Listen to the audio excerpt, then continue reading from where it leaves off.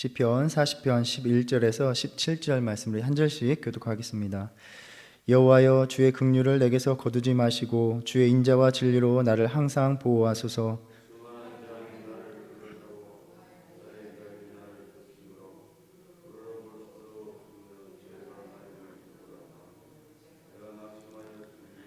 여호와여, 은총을 베푸사 나를 구원하소서. 여호와여, 속히 나를 도우소서.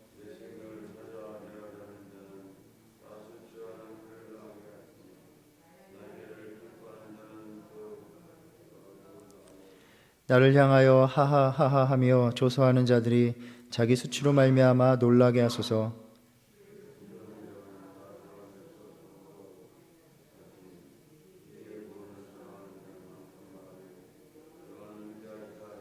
함께 읽겠습니다. 나는 가난하고 궁핍하오나 주께서는 나를 생각하시오니 주는 나의 도움이시요 나를 건지시는 이시라. 나의 하나님이여, 지체하지 마소서. 아멘. 우리가 어제 살펴본 것처럼 이 시편 40편은 두 부분으로 나누어져서 전반부 11절까지는 지난날 하나님께서 자신의 병 혹은 고난 중에서 건져주신 것에 대해서 감사를 드리는 기도이고, 오늘 본문 후반부는 새롭게 닥친 그 재난 속에서 하나님의 도우심을 부르짖는 간절한 간구입니다. 아마도 두 개의 따로따로의 독립적인 시편이 연결되어서 한 편의 시가 완성되어진 것으로 보기도 합니다. 시편 70편을 펼쳐놓고 읽어보면 오늘 본문 13절에서 17절까지 거의 내용이 그대로 같은 것을 볼 수 있습니다. 그래서 원래의 독자적인 시편을 사용하면서 또 하나의 시편을 지은 그 상황을 우리가 짐작해 볼 수 있습니다. 시편의 기자는 과거의 극심한 어려움 중에서 자신을 구원해 주신 하나님의 자비와 은혜에 감사를 드리며 그 지난 날을 회상을 합니다. 그에 대한 응답으로서 자신이 어떠한 일을 행하였는지를 고하였습니다. 많은 회중 가운데서 의의 기쁜 소식을 전하고 주의 공의를 심중에 숨기지 아니하고 주의 성실과 구원을 선포하면서 주의 인자와 진리를 감추지 아니하였나이다 라고 말하였습니다. 시편의 기도자는 이처럼 하나님의 극적인 도우심을 입어서 자신의 신앙의 삶에서 하나님의 놀라운 구원을 체험한 많은 간증이 있는 사람입니다.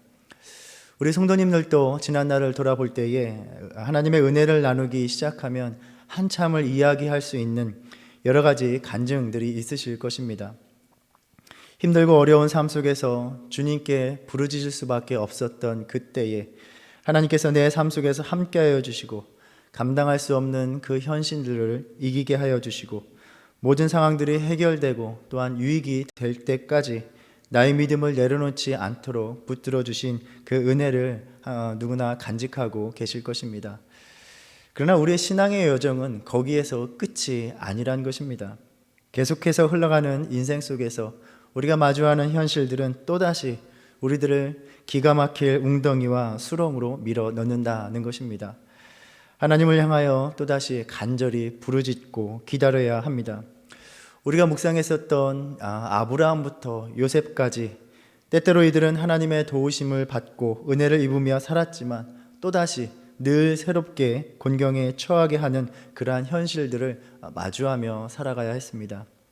야곱은 하나님의 도우심으로 분노한 형 에서를 피해 바단 아람으로 갈 수 있었지만 또 거기에서 외삼촌의 무수한 속임수들을 견뎌야 했습니다.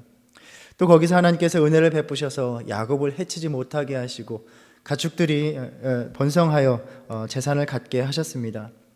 그러나 또 그는 돌아오는 길에서 형 에서를 마주해야 했고 또 세겜에서는 딸이 험한 꼴을 당하는 일이 있었고 요셉이 형들에게 팔림으로써 자식을 잃은 그 슬픔 속에서 수많은 세월을 보내야 했습니다.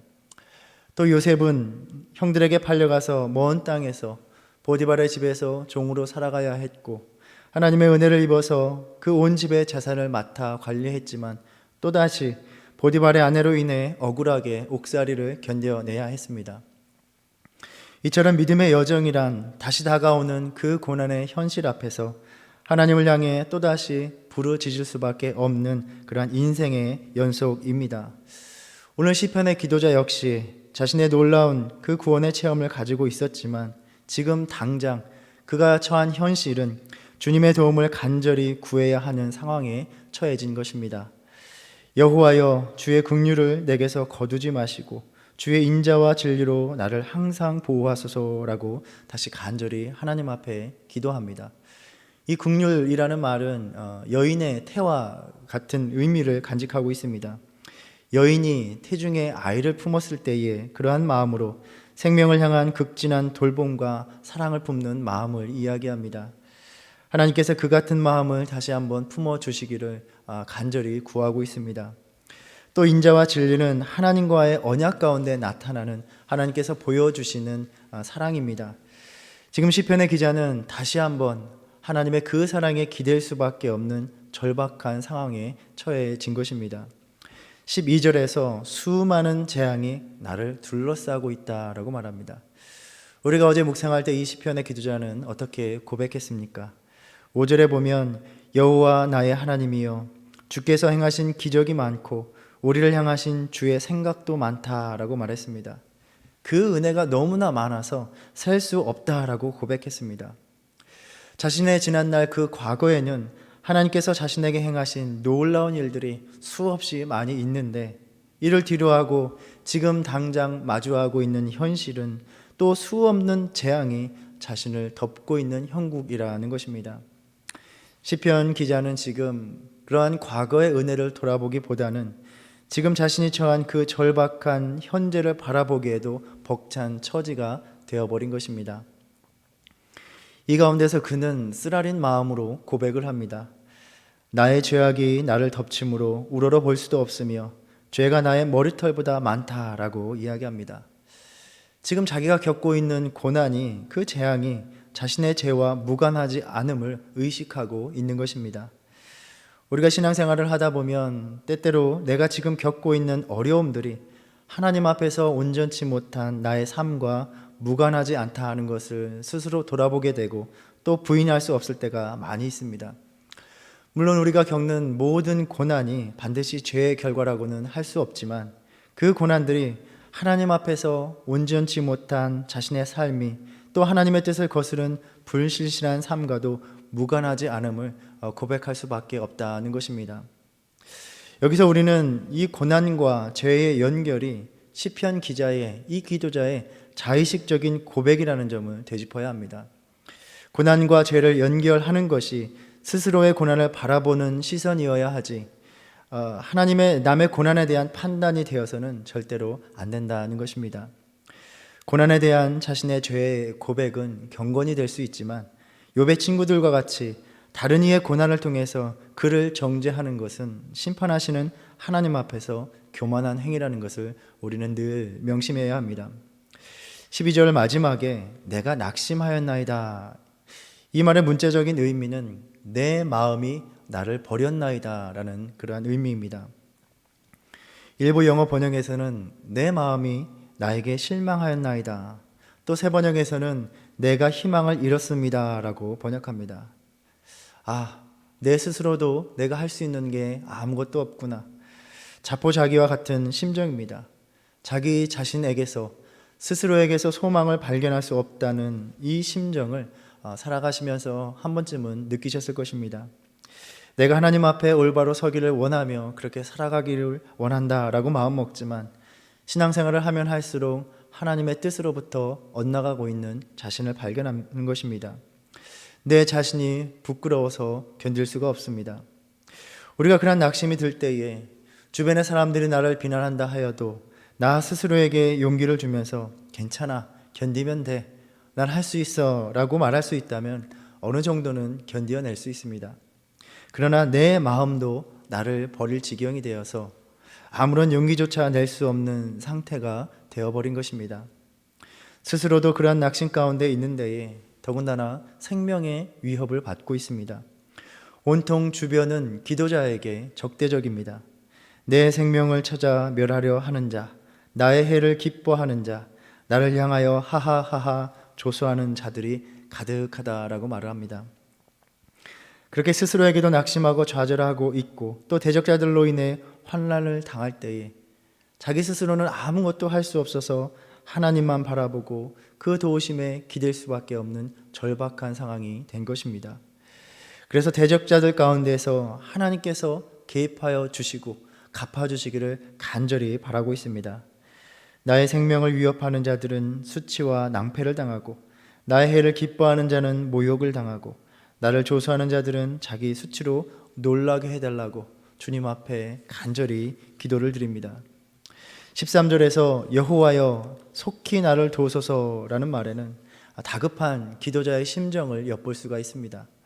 지금 당장 주님이 도우시지 않으면 자신은 그 절망과 좌절에서 죽을 것만 같아 견딜 수가 없다 하는 것입니다. 시편 기도자는 앞서 고백했던 것과 같이 이제 또다시 기가 막힐 웅덩이와 수렁에 빠져서 캄캄한 죽음의 절망 속에 파묻혀 버렸습니다. 대적자들의 위협 속에서도 또 그 가운데서도 자신의 죄를 부정할 수도 없는 깊은 무력감이 짓누르고 있을 때에 그 옛날 자신을 건져주신 자신의 유일한 구원자이신 하나님께 긍휼과 사랑을 간구하고 있는 것입니다. 저는 이 시편의 기도가 우리 신앙의 삶을 적나라하게 보여주고 있다라고 생각합니다. 어느 순간에는 하나님의 놀라우신 손길을 경험하며 찬양하고 감사를 드립니다. 많은 사람들 앞에서 하나님께서 내 인생에 이렇게 큰 은혜를 내게 베푸셨다 하고 영광을 돌립니다. 그 정도 신앙 체험했으면 이제는 온전히 하나님만을 예배하며 또 하나님께 헌신하는 삶을 살아갈 것 같습니다. 어떠한 일이 있어도 굳건한 믿음으로 살아갈 것만 같습니다. 그런데 그런 사람들이 또 우리 자신들이 어느 순간에는 낙심하여 무력함에 빠져 있는 모습으로 살아가고 있다는 것입니다. 그 정도 대단한 신앙 체험을 해왔으면 어떠한 어려운 상황 속에서도 믿음으로 살아갈 것 같은데 세상 누구보다 더 실망하고 낙심해 있는 자신을 발견할 때가 많이 있습니다. 무엇보다도 죄 앞에서 굴복하여 무력하게 살아가고 있는 모습입니다. 함께 사람들과 모여서 하나님의 은혜를 나눌 때에는 내게는 이런 간증이 있는 사람이라고 기회만 되면 얘기해왔던 그러한 사람들이 또 지금의 모습을 보면 예배를 충실히 드리는 것도 아니고 섬기는 일에 열심인 것도 아니고 하나님의 놀라운 그 능력들을 체험한 사람 치고는 아무런 믿음의 능력도 없이 살아가고 있다는 것입니다. 그 누가 아니라 바로 우리 자신들이 때로 그러한 모습을 발견하게 되기도 합니다. 이때에 우리가 다시 한번 간절히 붙들 것은 무엇입니까? 하나님의 은혜 밖에는 없다고, 다시 주를 찾을 수밖에 없다라고 기도하고 있습니다. 그래서 16절에서는 주를 찾는 자는 다 주 안에서 즐거워하고 기뻐하게 하시며 주의 구원을 사랑하는 자는 항상 말하기를 여호와는 위대하시다 하게 하소서라고 하나님 앞에 간절히 구합니다. 주를 찾는 자에게 누리는 그 기쁨을 다시 달라고 주님 앞에 구합니다. 이 시편을 통해서 볼 때에 오늘 본문 13절 이하와 같은 내용이 나오는 시편 70편을 독립적으로 하나로 묵상할 때와는 달리 우리가 어제 묵상했었던 그 앞에 전반부의 기도와 연결하여 읽을 때에 또 다른 묵상으로 또 가르침으로 우리를 인도하는 것을 볼 수 있습니다. 신앙의 여정에서 또다시 주어지는 환난과 어려움 중에 우리의 기도는 어디에서 시작할 수 있는가 하는 것입니다. 우리의 기도는 지금의 절박한 상황을 하나님 앞에 곧바로 아뢰고 다급히 주님의 도우심을 구하는 기도로 채울 수도 있습니다. 그러나 이 시편을 볼 때에 우리가 어제 나눈 바와 같이 이 기도는 그렇게 현재에만 매몰되어서 하나님을 향한 다급한 외침이 아니라 먼저 지난날에 하나님께서 베푸신 그 은혜를 기억하고 고백하고 감사를 드리는 데서 시작하는 것을 우리가 보게 됩니다. 우리도 그렇게 시작할 수 있다고 또 그렇게 해야 한다고 오늘 이 말씀을 통해서 가르쳐주고 있습니다. 신명기 26장을 보면 하나님의 백성들이 이스라엘 땅에 가서 첫 수확을 얻을 때에 땅의 소산을 가지고 하나님 앞에 나와서 지난날 하나님께서 애굽에서 어떻게 구원해 주셨는지를 회상하고 고백하라라고 명하셨습니다. 그리고 절기를 제정하셔서 지난날 하나님께서 도우신 그 손길들을 결코 잊지 말라라고 명하셨습니다. 하나님께서 우리에게 주시는 모든 말씀들, 그 명령들은 우리가 알고 보면 하나님 자신이 아니라 바로 우리 자신을 위해서 주셨던 말씀임을 우리는 볼 수 있습니다. 왜 먼저 지난날의 하나님의 도우심을 기억하고 고백하는 것이 우리의 기도를 위해 유익한 것인가 우리는 생각해 볼 수 있습니다. 바로 그러한 고백이 그 고백 가운데 우리를 믿음으로 다시 이끌어 주기 때문입니다. 우리의 간구가 그저 현재 당면하고 있는 많은 문제들에 압도되어서 원망과 불평의 기도가 되어서 오히려 하나님을 노하게 하시는 말들을 성급하게 내뱉는 기도가 되는 것이 아니라 다시금 그 주님의 인도하심에 대한 확신으로 이끌어주고 새 노래로 부르게 하실 하나님을 찬양하도록 이끌어 줄 수 있기 때문입니다. 지난날에 하나님이 베푸신 구원을 돌아볼 때에 하나님께서 그때도 나를 이렇게 건져주셨으니 주님께서 지금도 내 삶을 인도하실 줄을 믿습니다 라고 기도할 수 있게 만드는 것입니다. 혹여 이 시편을 묵상하면서 이 시편 기도자와 같이 내 마음도 나를 버리는 내 자신에게서 아무런 소망을 발견할 수 없는 그러한 낙심 가운데 빠지게 하는 상황에 처해 계시다면 지난날 하나님이 나의 인생을 어떻게 이끌어 오셨는지 고비고비마다 내어미신 그 손길이 어떠했는지를 하나하나 돌아보는 것으로 시작해 보시길 바랍니다. 주님은 어제나 오늘이나 동일하다 하셨습니다. 변함없이 나를 도우시는 분, 나를 건지시는 분이다 라고 말씀하십니다. 기도자는 자신의 상황이 가난하고 궁핍하다라고 말합니다. 이것은 영적인 모든 삶을 포함하는 자신의 처지를 가리키는 말일 것입니다. 그런데 지난날에 주님의 은혜를 되짚어 보니 주는 나를 생각하시는 분이라고 확신하게 됩니다. 여기에서 생각하다라는 말은 귀하게 여기고 존중한다라는 의미가 있습니다. 하나님께서 그 죄된 가운데 있는 나를 보시면서 하찮게 여기지 않으시고 여전히 나를 가벼이 여기지 않으시고 귀하게 여기시며 지나치지 않으신다라는 말씀입니다. 우리가 어제 나눈 바를 통해 또다시 살펴보면 6절에서 기도자는 하나님께서 진정으로 무엇을 원하고 계시는지를 알고 있었습니다. 하나님 앞에 어떻게 나가야 되는지를 분명히 알고 있었습니다. 형식적인 번제와 제물이 아니라 자신을 온전히 드리는 것입니다. 그리하여 내가 왔나이다 라고 하나님 앞에 말했습니다. 그런데 오늘 말씀을 통해 볼 때 어떻습니까? 나의 죄악이 자신을 덮치고 죄가 내 머리털보다 많다라고 하면서 죄된 자신의 모습을 발견하고 있습니다. 그럼에도 불구하고 또다시 나아가서 하나님의 도우심을 간구할 수 있는 이유는 무엇입니까? 바로 그 기도자 대신에 우리 대신에 자기 자신을 들이신 분이 있기 때문입니다. 히브리서 10장 5절 이하로 이 시편의 구절들을 그리스도의 말씀으로 인용하고 있습니다. 하나님이 원하시는 모습, 하나님이 기뻐하시는 삶으로 자기 자신을 들이신 분이 계시고 그 들이심은 자기 자신을 위해서가 아니라 온전한 모습으로 하나님 앞에 나아갈 수 없는 모든 일을 위한 것이다 라고 말씀하십니다.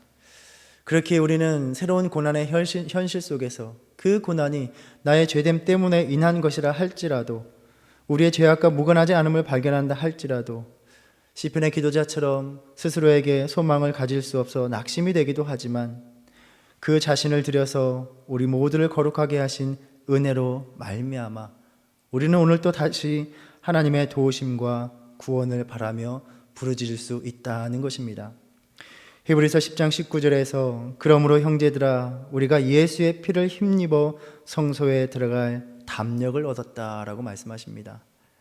그리하여 우리의 연약함을 동정하지 못하실 리가 아니신 우리의 구주가 되신 그리스도를 의지하여 긍휼하심을 받고 때를 따라 돕는 은혜를 얻기 위하여 은혜의 보좌 앞에 담대히 나아가라 라고 말씀하고 계십니다.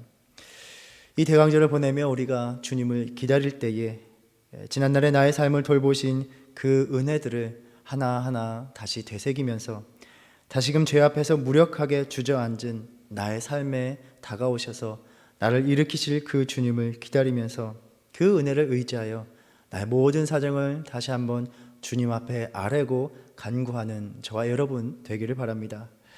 오늘도 주님은 변함없이 나를 생각하여 주시는 분이며 도우시고 건지시는 분입니다.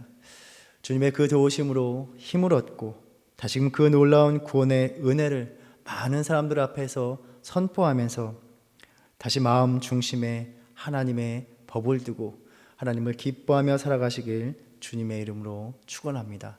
기도하겠습니다. 주님, 이 시편의 기도를 통해서 지난날 우리들의 인생 속에서 베풀어 주신 그 구원의 은혜들이 단지 과거가 아니라 오늘 우리에게 동일하게 행하시는 일들의 이정표가 됨을 알게 하셨습니다. 어렵고 공고한 중에 주님을 향한 간구가 지난날에 베풀어 주신 그 은혜를 기억하고 회상하는 감사의 찬양으로 시작하라고 가르쳐 주셨습니다.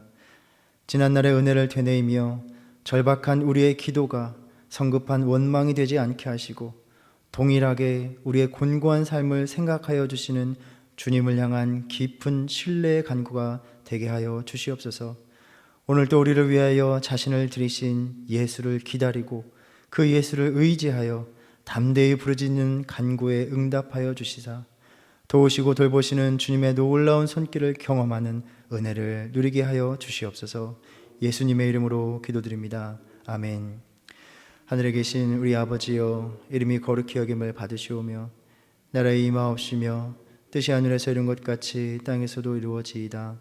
오늘날 우리에게 일용할 양식을 주옵시고 우리가 우리에게 죄 지은 자를 사하여 준 것 같이 우리의 죄를 사하여 주옵시고 우리를 시험에 들게 하지 마옵시고 다만 악에서 구하옵소서. 나라와 권세와 영광이 아버지께 영원히 있사옵나이다. 아멘.